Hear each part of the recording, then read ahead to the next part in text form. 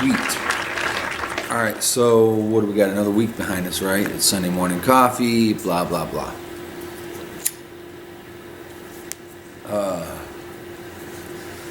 So, let me see. My day today, my plan is to put some concerted effort into transferring file information and getting your laptop set up in a position I can start editing footage again.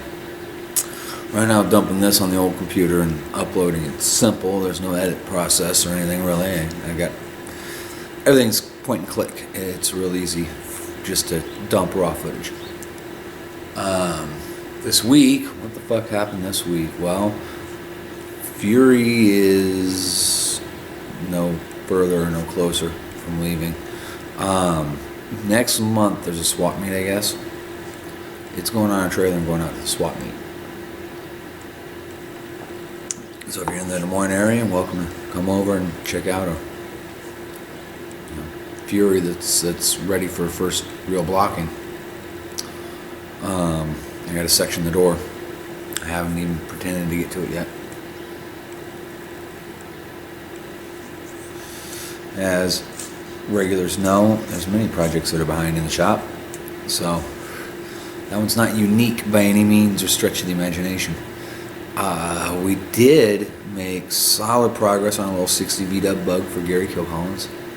That was cool. Makes me feel good. You know, last week week before last we beat on that Fury and got it in a position to spritz it with epoxy and high build. This last week, we got the bug most of the way there. We twisted that bitch something fierce, getting the roof line and some other issues lined up, and then got it all tweaked back into shape. It's interesting.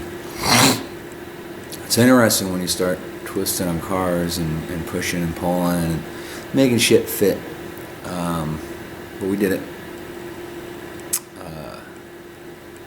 One little spot of metal work on the passenger side rocker, inner rocker deal. It's got a bad crush to it, so we're gonna pull that divot out, move on with our lives. But it's almost ready for epoxy and primer. It'll come off the chassis and we'll just lift it up in the air so we can walk under it. Clean up the undercarriage of the bug. That way I can epoxy that properly and well. If there's any suspect areas, we'll encapsulator. Use a rust encapsulator, and then you can epoxy over that if you prepare it properly. So that's kind of the shtick there. Every week we're trying to pick a new. Every week or two we try to pick a different car that's behind and beat on it. Car lot stuff was slow last week, which, if we're going to follow this trend, we'll be 1 or 2 weeks on and then a week off, which isn't terrible. I'd like to build up a little more capital a little more quickly, and the lowbrow car lot work is going to do that for us. I mean lowbrow like it's trashy or junky or anything else. We're filling the order. We're not spending extravagant amounts of time making things perfect. We're making them good parking lot cars. That's all. The 2 lots that I'm doing work for, they seem to put out some pretty nice cars for customers. So step in the right direction.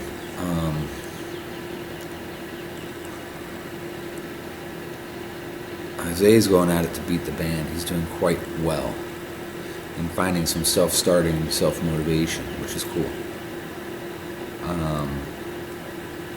Jason, our new guy, Jason Elliott, I want to give him props. I keep throwing him at various things because he's got some experience, but he's got holes in his in the fabric of his learning. There are holes that we need to shore up, as it were. There's shit he's very familiar with. He can detail a car out. I can trust him with a high-speed buffer. That helps. I'll kind of get into that in a second on various aspects there. And there's other things he's so-so. Body work, so-so. He needs definitely more one-on-one clinic training, teaching. One thing I find most people, most guys in general, most not guys, most people, I'm not going to generalize to the male populace, because if I had a qualified female tech show up for an interview, I would not give a shit. That wouldn't sway my opinion or the potential for employment.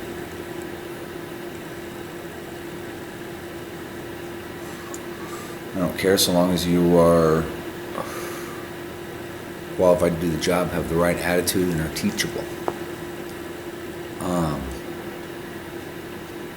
But I've noticed, in a lot of cases, people they'll get their Bondo on a little pallet and they're mixing it up and they whip that shit like it's fucking frosting, or they're beating eggs. Pete's done videos. There's a myriad of videos out there. It's the simple task of mixing and spreading Bondo.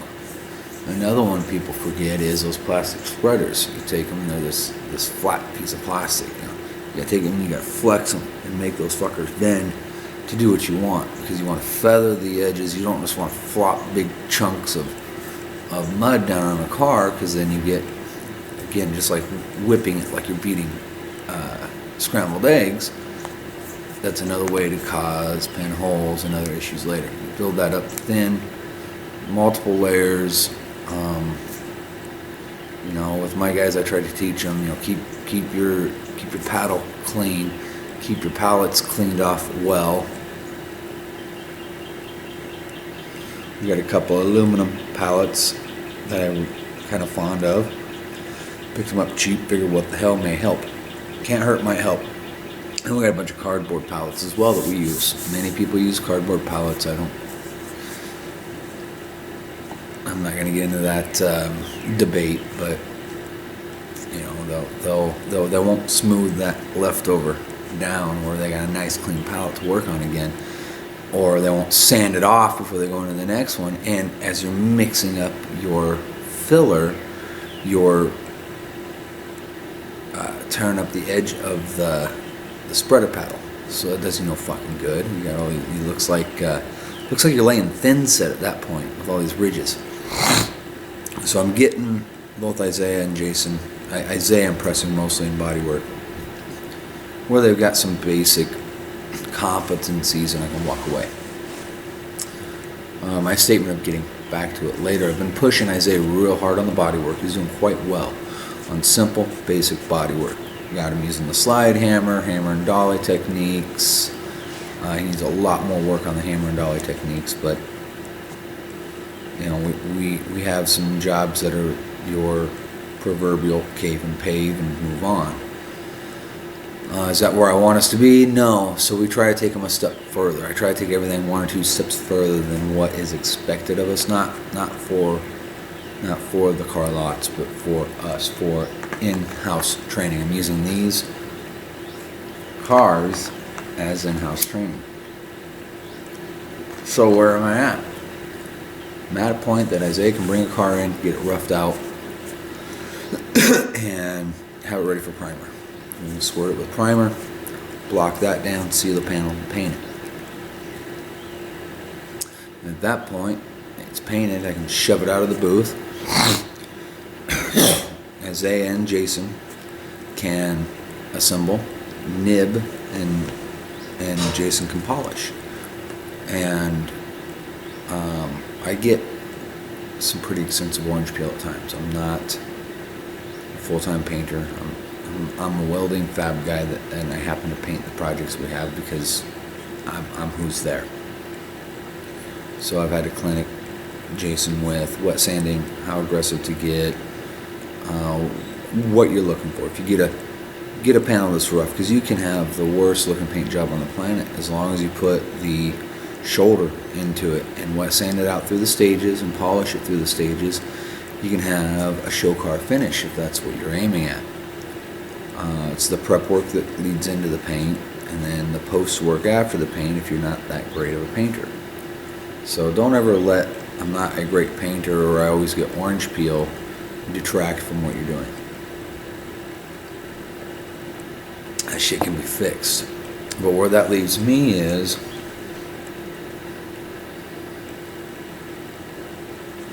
I can spend time in the worry hole, sitting at my desk going over notes, calling people, rummaging through ads, either placing ads or answering ads for miscellaneous services that come up. Those don't come up very often anymore. We used to see a couple, 3 a month for some manner of restorative or miscellaneous body work.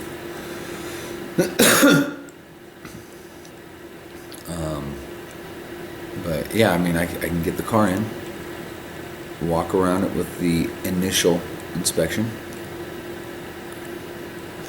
cut them loose on it to tear it down, body work it, clean it up, get it in the booth.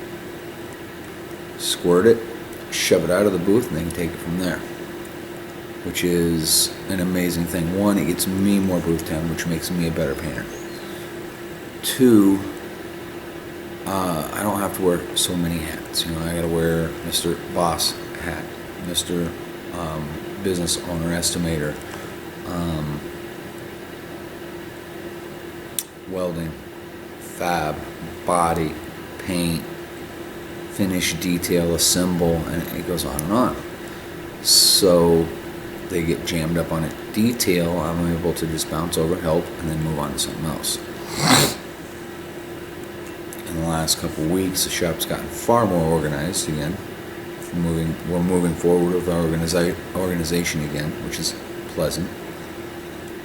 And I've been able to spend more time working on the business rather than in the business. That's not my end goal. I don't want to be the boss behind a desk. I want to be on the floor, doing the work, working with my crew, working with my team, and doing.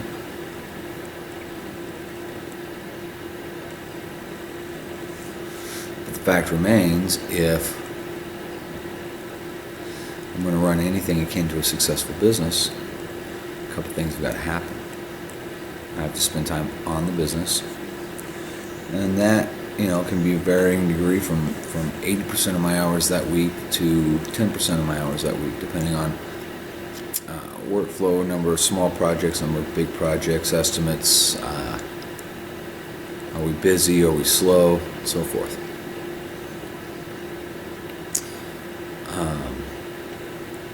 And the other one is finding and promoting a balance, not just in my life, but for my guys.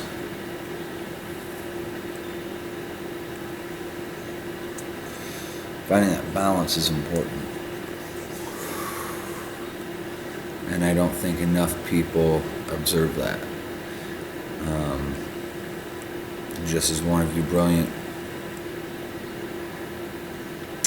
viewers did point out, work your ass off, however, stop and smell the roses sometimes.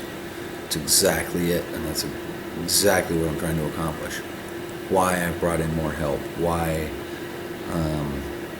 I'm letting go of my control issues. If I can let go of my control issues, the helpers can expand their skill sets.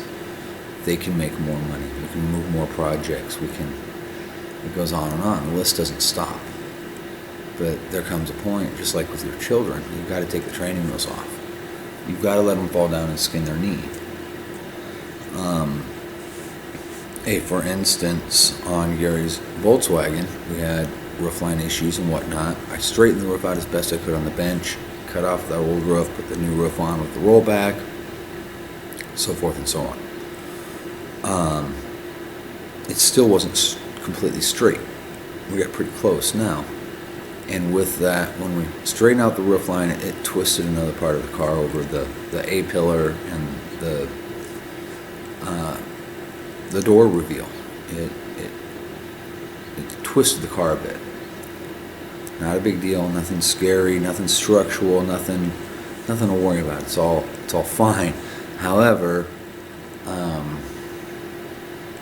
I wanted desperately to run over and help the guys. We discussed it. We got a plan of attack, and I let them implement it.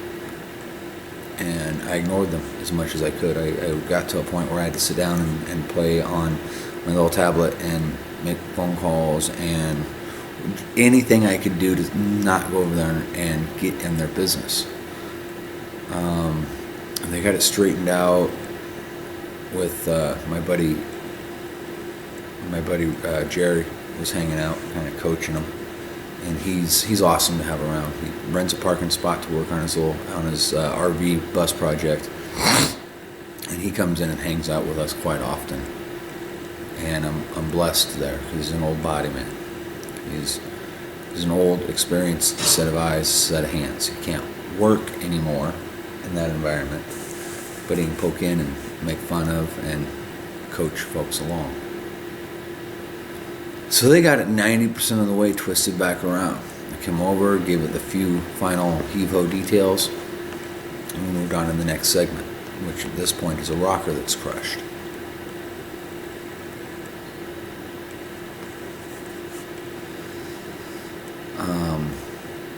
Again, you got to cut the training wheels off at some point. And that's where a lot of what I've got going on is established, is getting my hands off of the floor more and more, which is going to allow me to do greater things. So starting tomorrow, I'm going to start throwing up some pictures. I got a 66 Chevelle that's been there for literally years. It's way far behind. It is one of 3 terrible unicorns we've got left in the shop. Owner of another unicorn stopped by Friday. He's displeased, of course.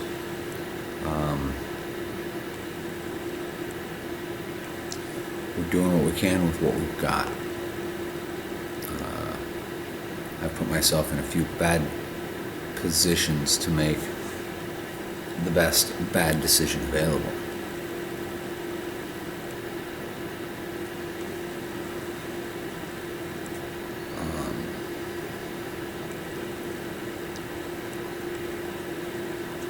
And there's still a few of those to occur and happen, but we're coming out of it. We're coming out of the terrible hardships.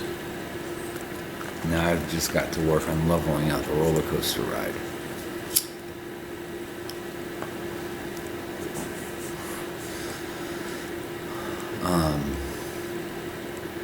Since I worked in this space here to where I'm at over there, this didn't have enough room to break down one car properly.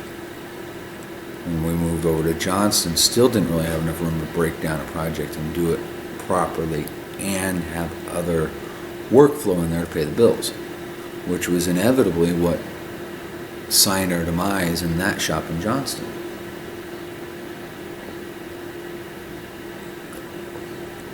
If you can't rotate projects and keep small projects going and make headway on big projects at the same time, a restoration shop in its infantile stages like this one will fail.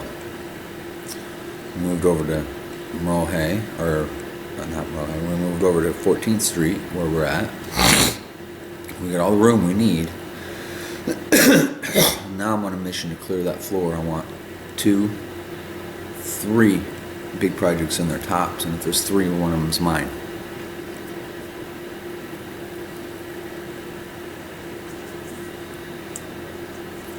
That's my goal for this year. Organize the workflow, press forward on those things, and push some detailing work because Jason's good at it.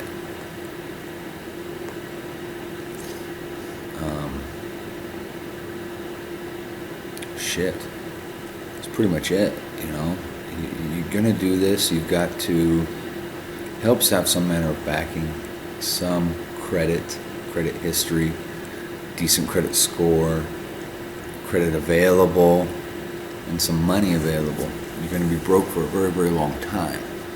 I'm not saying I'm not broke anymore. I'm just saying I've worked us past some of the more critical issues. We still got hurdles. But this is the year. This is the second quarter we're going into. This is the year that we can make some shit happen.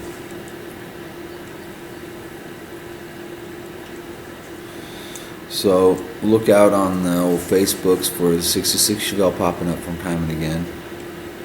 So next week we should be working on the 60 Beetle, the 66 Chevelle. I would like to get the door cut up for that Fury so I can get it thrown on the car and done.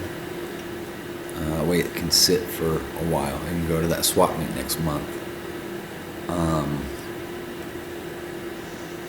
I've got a 66 Impala that I have to do an assessment on and start getting parts in for.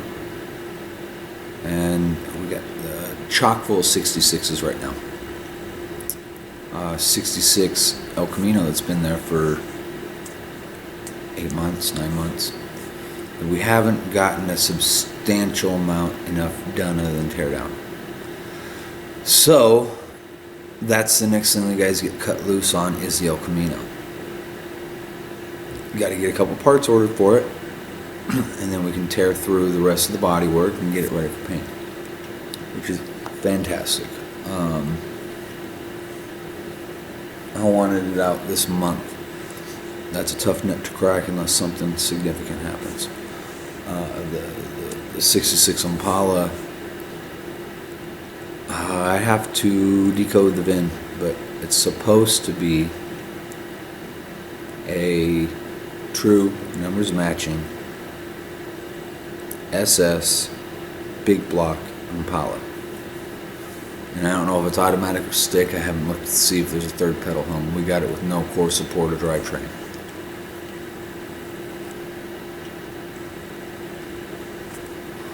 Discussed it with the owner. He wants it off the chassis. So we'll see.